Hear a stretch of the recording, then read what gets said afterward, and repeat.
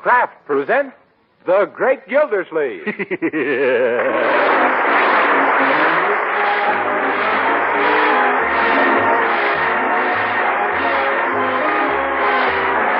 Kraft Cheese Company, who also bring you Bing Crosby every Thursday night, present each week at this time Harold Peary as The Great Gildersleeve, written by Leonard L. Levinson.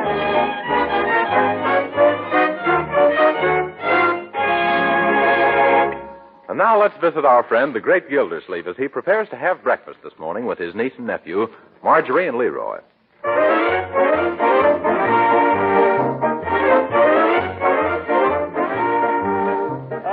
Good morning, Marjorie, my dear. Hello. Good morning, Leroy. Happy George Washington's birthday, Unc. If what? Oh, yes, of course. Today's the 22nd. Same to you, Leroy. Say, Bertie fixed something special for breakfast just because it's a holiday, Uncle Mort, so be sure and notice it. Oh, you can't help noticing her special fixes, Marjorie. You weren't here for dinner on St. Valentine's Day, but she served the liver in the shape of a heart. Yeah, and on Lincoln's birthday, she piled the bacon and toast up like a log cabin. Yeah. Yes, but she takes such pains to make everything look so appropriate. I think she's coming now. Oh, yes. Morning, everybody. Well, good morning, Bertie. What's this? No prunes for breakfast? No, sir, I cannot tell a lie. Them's cherries. Oh, well, I see. I suppose you'll bring in little hatchets to break the eggs. No, sir, this morning we having a Lexington omelet. Lexington omelet? What's that? It's the kind you don't put on the fire till you see the whites of the egg.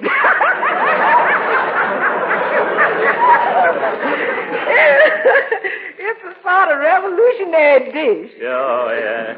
Well, sounds very good for the Constitution. Do you get it?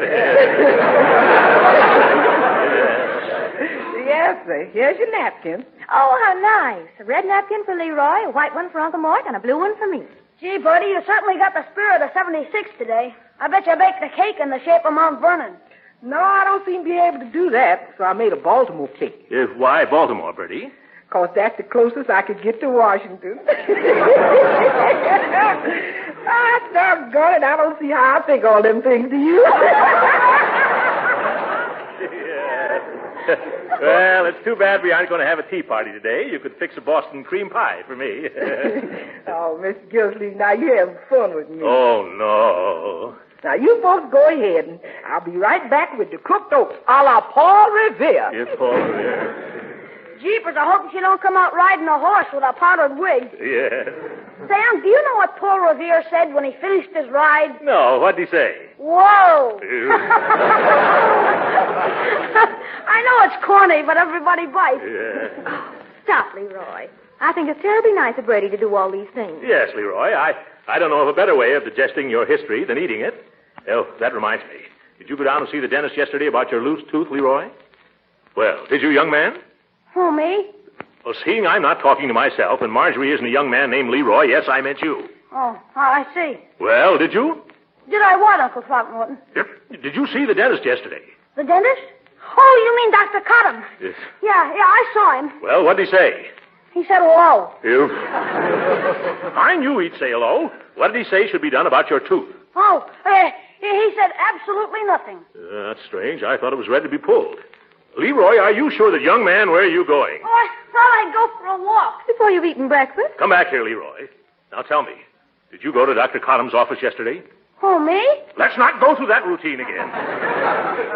Now, did you or didn't you? Well, I guess I didn't. But, Leroy, you said you did, and you said there was absolutely nothing to be done. I did not. Uncle Mort asked me if I saw him. Well, I did on the street, and he said hello to me. And I never said that he said there was absolutely nothing to be done. Unc said, what else did he say? And I said absolutely nothing. And that's just what he did. He said absolutely nothing.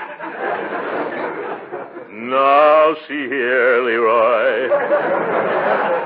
You stop trying to deceive me. That was just as bad as telling a deliberate falsehood. And on George Washington's birthday, too.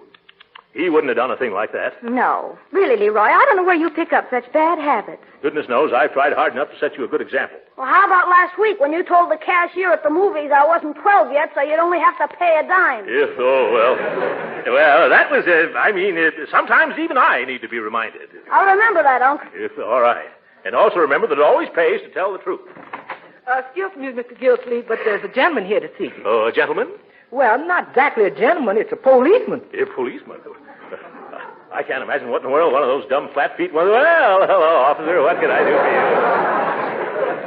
Excuse me for disturbing your breakfast, but do you know who owns that car that's been parked in front of your house all night? The car in front of this house? Well, no, I can't imagine. You mean out there? Why, Uncle Mort, that's yours. It is? Oh, well, thank you for telling me, my boy. Yeah, I guess it's mine, officer. Don't you know it's against the law to leave a car parked in the streets all night, mister? Oh, I know. I never heard of such a law. But, Uncle George, Yes? Uncle Mort. Huh? Only last week you warned me about leaving the car out. Oh, did I, Marjorie? Uh-huh. By George. George. That's right, my dear. It just slipped my mind, officer. I won't forget it again. I'll say you won't, not after you pay a fine in traffic court. Just so you won't forget to show up, here's the summons. Goodbye. Oh, yeah. Well, what were we talking about? You were saying it always pays to tell the truth. Oh, yes. Now, furthermore, Leroy.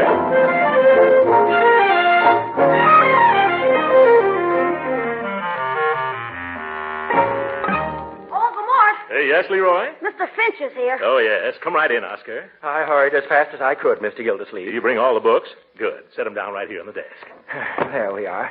You know, ever since you called me, I've been wondering why you want the Forrester estate accounts brought here on Sunday. It's Judge Hooker. He runs the probate court, and I have to account to him for Leroy and Marjorie's estate. And so he likes to snap the whip every so often. Oh, yes, I've met the judge. He's quite a whippersnapper. Yes. Oscar, he found out about the estate taking over Quiggs' drugstore, and he phoned a little while ago that he's coming over to question me about it. Oh, now I see why you wanted the books. Say, how did we do during the last month? Leroy, let me handle this. How did we do, Oscar? Oh, much better. We only lost $213. Oh. Is that considered good? Oh, that's a decided improvement over the month before, when we lost $378. Oh, yeah. If this keeps up, maybe we'll get out of the red and be in the pink. Yeah, I wish we never got mixed up with that drugstore. It's getting to be such a headache, it'll soon start to break even just from the aspirin I buy there. Well, Mr. Gildersleeve, I hate to say I told you so. Yeah, well, then don't. There's a profit, you're a total loss. I never wanted to operate that cut-rate medicine market in the first place, and you know that. Say, Uncle Mort, how did we get into the pharmacy business anyhow? The estate owns the building, Leroy. We rented the store to Mr. Quiggs, but he spent more time trying to train his cat to do tricks than he did taking care of his business. Finally, the cat got so good and business got so bad that he took the cat to Hollywood for a career, and we took the drugstore for the rent.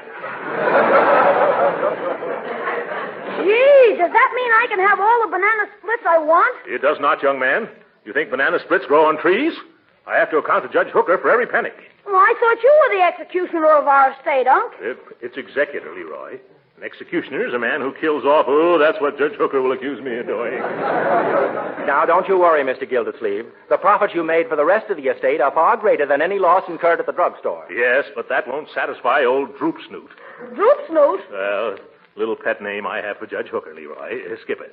Well, it's a good thing you're here, Oscar. You can explain everything to him. Oh, I don't think I'd be of any help, Mr. Gildersleeve. No, why not? Oh, the judge doesn't like me very much. So if he's coming, I'd better go. Wait a minute. What's wrong between you and Judge Hooker? Well, when he ran for re-election last time, it just so happened that I was president of the Get the Hook for Hooker Club. Well, goodbye.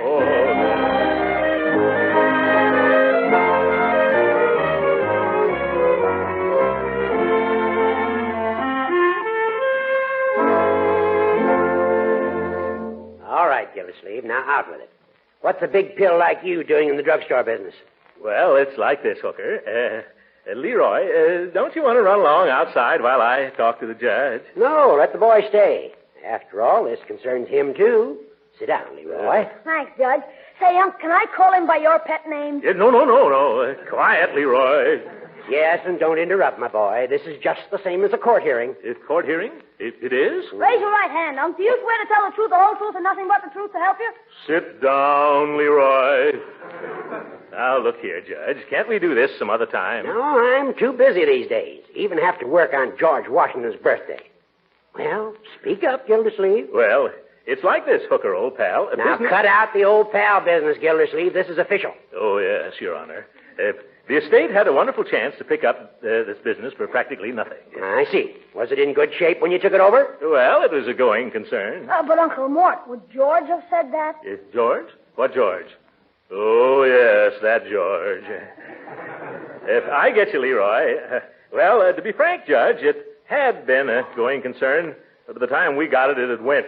Well, how did you happen to take it over in the first place? Well, it was this way. Leroy, are you sure you don't want to go out for a walk or something? Jeepers, no, I don't want to go out for a walk or anything. I figure I'll have more fun here. Yes, so I'm figuring, too. Well, Your Honor, we were dragged into this affair by a trained cat. What did he do, sell it to you? Yep.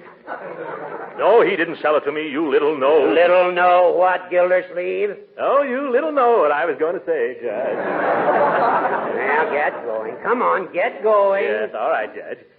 The former owner of this pharmacy, the former owner of this pharmacy, the former owner of this pharmacy neglected his business and fell so far back in his rent that one day we found ourselves in the bicarbonate of ice cream soda business. Well, how's it been doing? Oh, business is a good deal better now than at first. Yeah, Uncle Mort. Tell the judge how much more money you didn't lose this month than you did last. What's this? Losing money. Oh. You have no business risking the estate's funds like this, Gildersleeve. I want you to get rid of that place at once, or I'm going to get rid of you as executor faster than that. Do it quickly, Gildersleeve. Goodbye. Gee, Unc, this looks serious. Yes, you don't realize how serious it is, Leroy. I've been trying to sell that place for months, but I can't get a decent offer. Why not? Because right now, pharmacies are a drug on the market.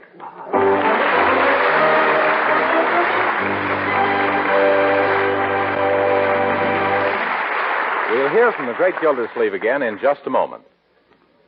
Meantime, I think you'll all agree it's always mighty helpful to have a good reputation. Well, that's certainly true of Parquet margarine, the delicious margarine made by Kraft. Lots of people first tried Parquet margarine because it's made by Kraft. And just about everybody knows Kraft's reputation for wholesome, fine-tasting foods. You see, people figure that since Miracle Whip and the other Kraft products are outstandingly good, Parquet margarine must be mighty good, too. But what makes people keep right on using Parquet margarine is its delicious, appetizing flavor that makes it taste so good, spread on bread or toast or rolls. Yes, and that goes for cooking, too. Parquet margarine is a real flavor shortening for baking. And you'll like it for pan frying because it doesn't spatter or stick to the pan. And remember, Parquet margarine is a wholesome, nourishing energy food. And besides that, every pound of Parquet contains 9,000 units of vitamin A. So why not find out how good margarine can be by trying delicious Parquet margarine tomorrow? Remember, ask for Parquet, P-A-R-K-A-Y. Parquet, made by Kraft.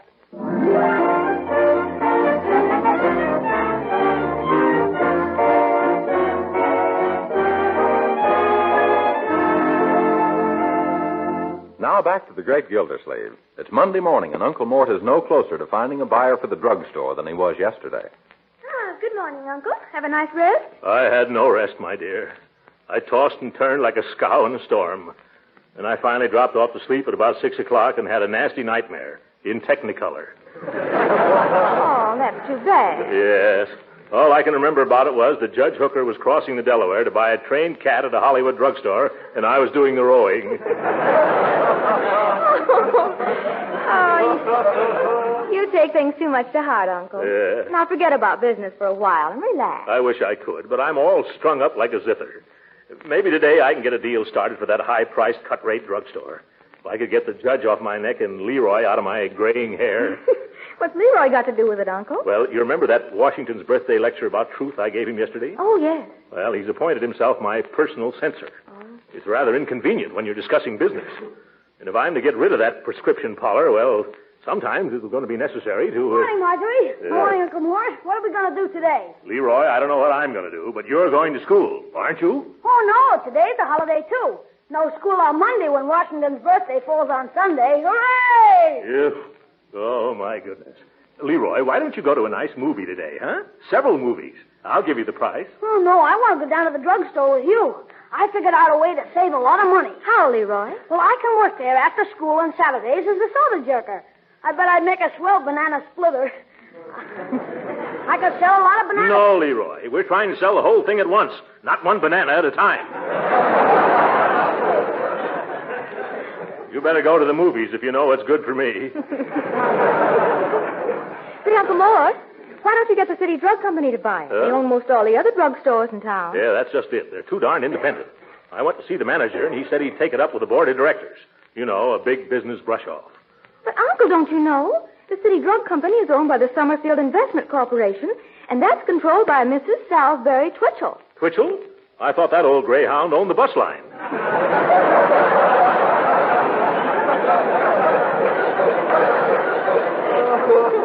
She does. Also the Twitchell Steam Laundry, the Merchants National Bank, and 4 or 5 apartment houses. Well, I'd underestimated Mrs. Twitchell. Gee, are you going to sell her the drugstore, Unc? I don't underestimate her that much, Leroy. But somebody sold her all those other things. Yeah. Yes, they did, Uncle. Oh, I know. She'll be over at Red Cross headquarters this morning. Why don't you drive me down now and just sort of casually get into conversation with her? I don't think it'll do any good. Oh, go on. You've got a way with the ladies, Uncle. Yeah? If I have, then she's no lady. I've just met her 3 times, and we already hate each other as if we'd been friends all our lives. Oh, but it won't do any harm to try. Huh? Besides, I need a ride down there. Yeah, me too. I'm going to a movie. Well, I don't know what to say. Excuse me, Mr. Gildersleeves, but there's a gentleman here to see you. Oh, great jumping jeeps. I forgot to put the car in the garage again last night. You hold him there, Bertie, while we sneak out to the back and drive away. But gee whiz, Unc, George Washington never did a thing like that. George Washington never got a traffic ticket either, Leroy. Come on. Wait a minute, Mr. Gildersleeves. This ain't no police. Oh, he isn't? Oh, well, in that case, I was only joking, Leroy. Yeah. You what? Why, of course. I wouldn't do a thing like that on a legal holiday after George Washington's birthday, would I? Well, I wouldn't. Bring the man in, Bertie. Yes, sir. Oh, by the way, did he say who he was? He says he's from the city and about the drugstore and supposed to find out how much everything in it is worth. Oh, wait a minute, Bertie. Don't let him in. He must be from the assessor's office. I can't see him now. Well, why not, Uncle Mort? He'll ask a lot of questions I don't feel right about answering with certain people around here.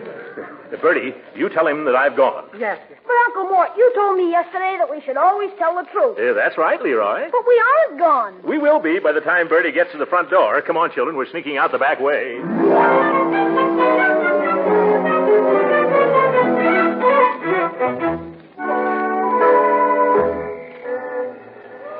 Take a look at you before we go in to meet Mrs. Twitchell, Uncle Mort.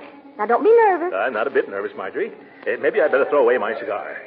Now, what did I do with that cigar? You threw it away. What? Oh, yes. Now, let's not get excited. How do I look, Marjorie? Oh, just fine. My, but you're a handsome man. Wait a minute, Marjorie. Remember what Uncle Mort said about telling the truth. But I really think so, Leroy.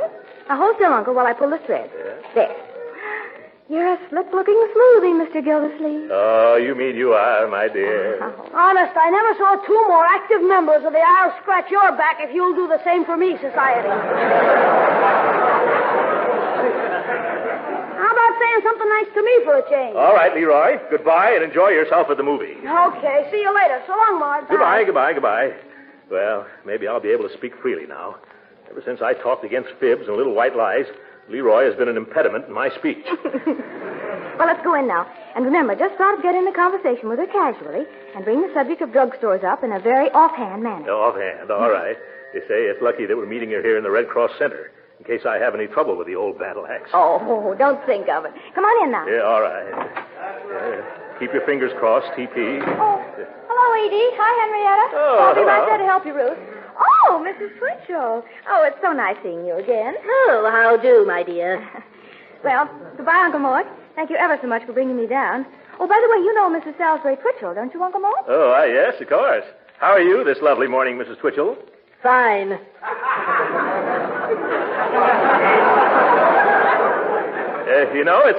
It's a mighty curious thing, Mrs. Twitchell, but I just discovered that we're business rivals. I suppose you're talking about my laundry.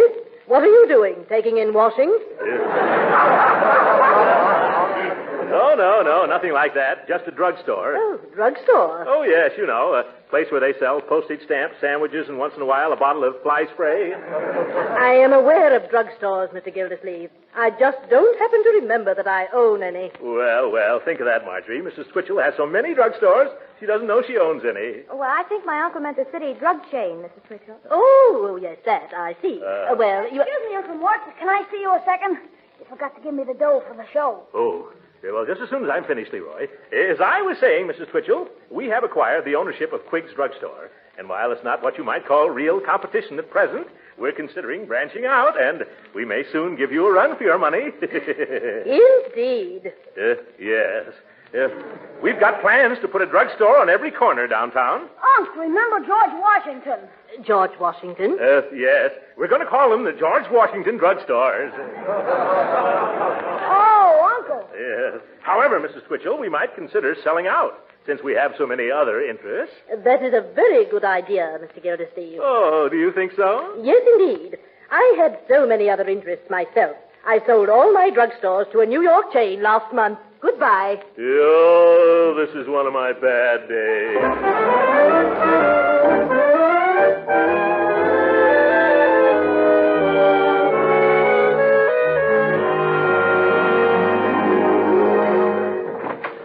Oh, Bertie. Oh, you back home already, Mr. Gildersleeves? Yes, now maybe I'll get a little peace and quiet for a while. Then Leroy, he ain't with you, huh? No, he's gone to see a movie. I always enjoy the movie show Leroy sees. I can rest so nicely while he's there. Excuse me for saying so, Mr. Gildersleeves, but you seem to be acting kind of skitterish lately. Skitterish? Oh, you mean nervous. Well, yes, if you prefer your language without any flavor to it.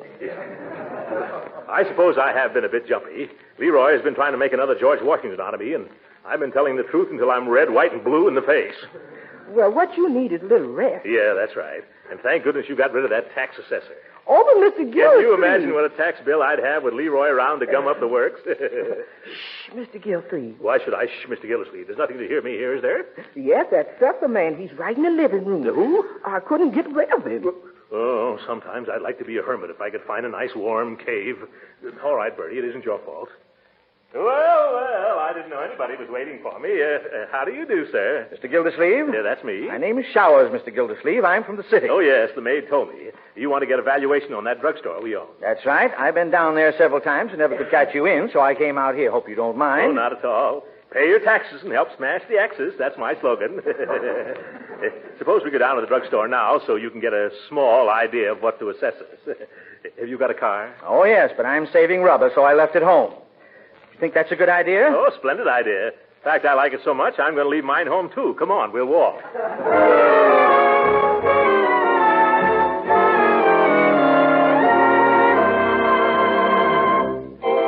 Well, I didn't realize it was so far down here. Neither did I. Remind me to treat you to a corn plaster. Well, let's get started. Just haul out your notebook and shoot the questions to me. All right. Suppose we begin with those neon signs outside, the ones that read Quigg's Open All-Night Pharmacy. What are they worth? Oh, about $25, $20, $15. For the both of them, of course. They look like they cost a lot more. Yeah, that's true. But they haven't much resale value. Where are you going to find anyone named Quiggs who is not only a druggist but also stays up nights? Yeah. No, on second thought, I don't think they're worth more than $10. Signs, $10. Yeah. Now, inside, how about the soda fountain? That looks very nice and new. Oh, the seats are pretty worn. I'll show you what I mean. Young man, I wonder if you mind standing up a minute. Oh, Leroy, what are you doing here? Oh, I'm having a double nut chocolate sundae with whipped cream and lemon phosphate to wash it down. What's the matter? Are you getting tired of banana splits? Yeah, I've had 3 of them already. You? What are you and that man doing, Unc? Nothing that need concern you, my boy. Excuse the interruption, Mr. Showers.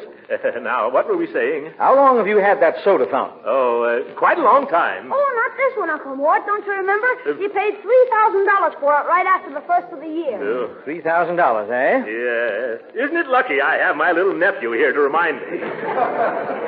Say, do you want me to help you in case you forget anything else, Unc? No, Leroy. Why don't you have some more nice ice cream? You're a growing boy, and you need the vitamins. Well, thanks, but I'll have to wait a little while before I can eat any more. I'll just tag along with you. Oh, that'll be Ducky. Yeah, Donald Ducky.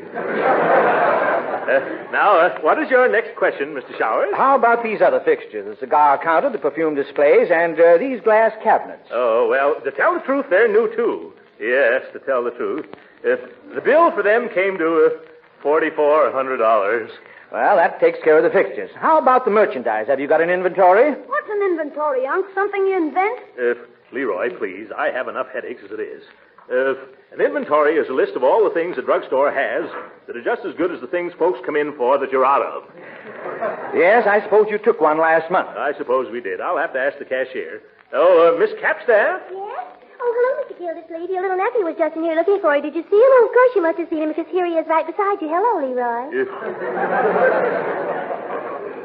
Miss Capstaff, would you please bring out the drug inventory we made last month? Yeah, and don't forget the one for cigars and candy and hardware and paint and powder, Unc. Oh, yes, I was forgetting them, wasn't I? Bring them all here, Miss Capstaff. All righty. I'll be right back. I know exactly where they are, either in a safe or filed away or behind a prescription counter. While we're waiting, don't forget to tell the man about the big refrigerator we have downstairs and that new dishwasher in the kitchen. Yeah, keep it up, Leroy, and you're going to be the new dishwasher in the kitchen.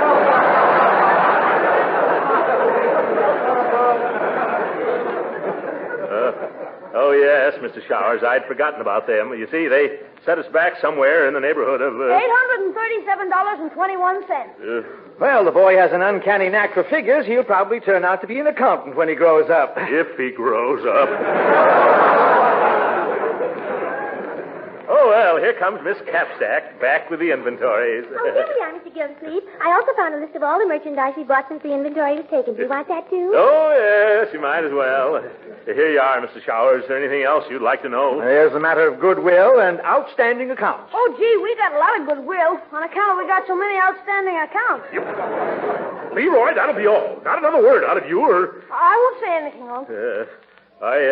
I should judge that goodwill was worth about $1,500. $2,000. And our accounts receivable. Oh, I was talking to Mr. Fisk, the bookkeeper, about them only yesterday, and he says that they amount to around 1,000, and he thinks that if you... Thank you, Miss Capstaff. That'll be all. Oh, are you sure there's nothing else? No, Miss Capstaff, you've done enough. Oh, thank you.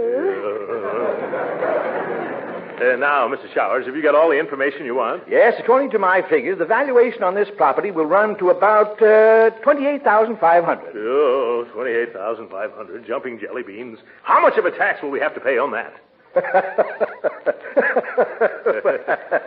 I might as well confess, Mr. Gildersleeve, I'm not the tax assessor. What? You're not?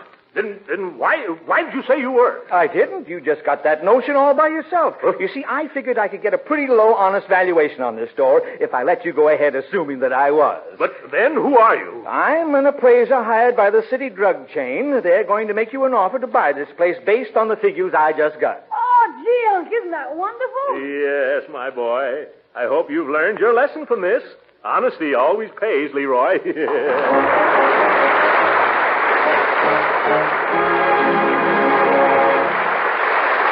The great Gildersleeve will be with us again in a few minutes.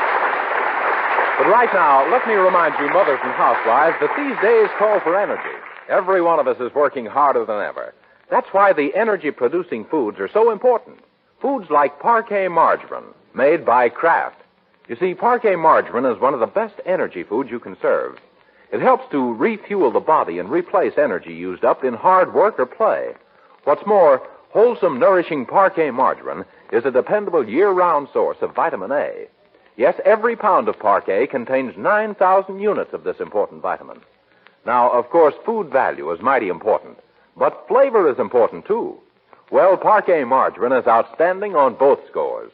Yes, whether you use Parquet margarine as a spread for bread, a flavor shortening for baking, or for pan frying, you'll find it has a luscious, tempting flavor your family's sure to like. Best of all, Parquet margarine is economical. It can save you money every day. So why not try it? Kraft's delicious economical margarine called Parquet. Parkay.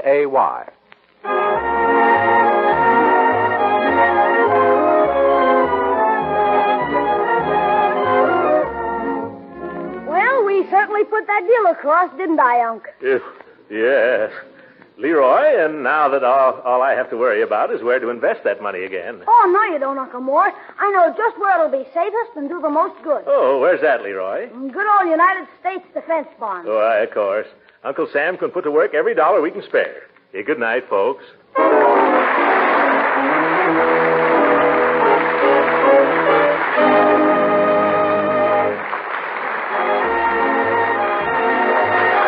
Be with us again next week at the same time for the further adventures of the great Gildersleeve.